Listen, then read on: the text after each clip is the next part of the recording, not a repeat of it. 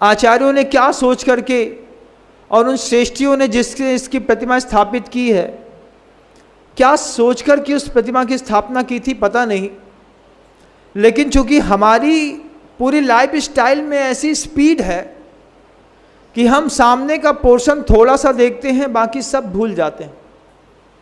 जितना क्रियावादी धर्म अपनाते हैं मंदिरों में आकर के, थोड़ा सा परीक्षणवादी धर्म भी देखना चाहिए कि किस प्रतिमा के पद्मासन कौन सी है, कौन सा रंग है, कहाँ पर पहला मतलब दायां पैर ऊपर है कि बायां पैर ऊपर है, आंखें आधी खुली हैं कि पूरी खुली हैं, पीठ सपाट है कि थोड़ा कर्व को लेकर के है। ऐसी प्रतिमा के सैकड़ों विज्ञान है। कौन से सन में ये प्रतिमा की स्थापना हुई है, कौन से मुनि ने करी है, किस संघ के कौन से भट्टारक आए थे, भट्टारक के द्वारा स्थापित है। इन सब चीज़ों के माध्यम से प्रतिमा का एक एनर्जी लेवल पता चलता है। सबको पता नहीं चलता।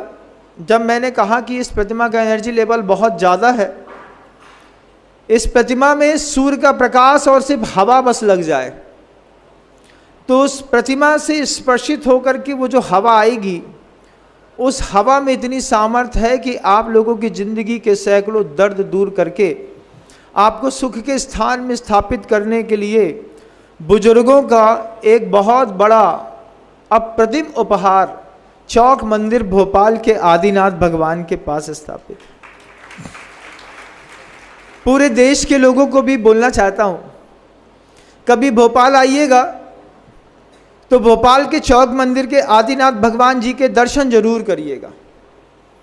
वहाँ पे सामने बैठ कर के 15 मिनट ही सही, लेकिन ध्यान लगाने से किसी भी भीषण उद्देश्य को लेकर के, कभी मान लीजिए आपका आना हुआ है, भीषण उद्देश्य मतलब किसी को कोई दुख हो गया है, विप्लव हो गया है, किसी के घर में मान लो माँ बहनों को कैंसर इत्यादि हो गए हैं, उसके इलाज के लिए आए हैं, या फिर और भी कोई प्रवृत्तियों में फंस करके दुष्कृत कार्यों में अचानक फंसने के कारण भी अगर आप आए हैं तो भोपाल के चौक मंदिर के आदिनाथ भगवान जी के दर्शन जरूर करिएगा।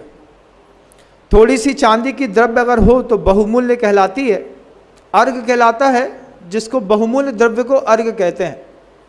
आप चाहें तो चांदी का पुष्प बनवा सकते हैं, बहुत जल्दी मार्केट में तो बना बनाए मिल भी जाता है। जब भी आए तो आदिनाथ स्वामी के सामने थोड़ा सा चांदी का पुष्प चढ़ा दें, ध्यान से बैठें और जो भी व्यक्ति दुखी या रोगाक्रांत है उसको मन में धारणा बना करके स्वामी के सामने प्रार्थना करें, भावना करें। जिंदगी की बैलगाड़ी सूर्य के रथ में कैसे बदल जाएगी पता नहीं चलेगा।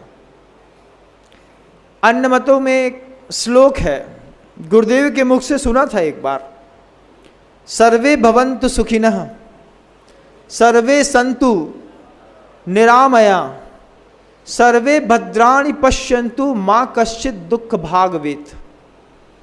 ये श्लोक जैन शासन में तो नहीं है, लेकिन प्रतिमाओं के उस आकार में इस श्लोक की सिद्धि होती है। सर्वे भवन्तु सुखिनः, जितने भी लोग उस प्रतिमा का एक शिशु भाव से दर्शन करें, जैसे पिता की फोटो देख करके आपका आपके पिता की याद आती है, याद आने के बाद आप बोलते हैं पिताजी अद्भुत थे, आप भावुक भी हो जाते हैं। ऐसे ही आप जब कभी भी उस जिनबिंब का दर्शन करें तो सर्वे संतु सर्वे भवन्तु सुखिनः, उस शिशु भाव से अगर आप दर्शन करते हैं, आप ही तो हैं हमको तारने वाले, आपसे ही हमारा सब होगा, आप ही हमें ऊपर उबार पाएंगे। ये व्यवहार की जो भक्ति है, ये आत्मा के परिणामों को पलट देती है। सर्वे भवन्तु सुखिनः सर्वे सन्तु निरामया, उस आदिनाथ स्वामी की सेवा करने से, उस जिनबिंब की सेवा करने से आपको भीषण प्रकार के उपद्रव, शारीरिक मानसिक व्याधिक नहीं होंगे। इस प्रतिमा का वो एनर्जी लेवल इतना जबरदस्त है। सर्वे भद्राणि पश्यन्तु, भद्र शब्द कहते हैं कल्याण को। सभी लोग अपना कल्याण, अपना हित देख सकें, कम से कम इतनी लंबी व्यवस्थित आयु मिले कि मैं अपने इस जीवन का संन्यास आश्रम भी अपनी आंख से जीवन में जी करके देख सकूं। उस प्रतिमा की प्रभावना, उस प्रतिमा की पूजा, उस प्रतिमा के सामने किए गए ध्यान, उसके जप से आपको एक कल्याण आयु भी मिलेगी जो आपका कल्याण में निमित्त बनेगी। क्योंकि आयु कर्म नष्ट बहुत जल्दी होता है, आपके जीवन में स्पीड बहुत है, हाइपर स्पीड में सब कुछ छूट जाएगा बंधु। लेकिन वो प्रतिमा कहती है अगर मुझे सूर्य का प्रकाश, हवा मिल जाए, परिक्रमा आपको करने मिल जाए, 3 परिक्रमा लगा करके पंचांग नमस्कार, माँ बहनें उसके सामने या तो ऋषि मंडल स्तोत्र की पूजा कर लें या 10 लक्षण पर्व की पूजा कर लें और अपनी ज़िंदगी में खुद पूजा और भक्ति का चमत्कार यहीं पर बैठे बैठे देख लीजिएगा। दुनिया के लोगों को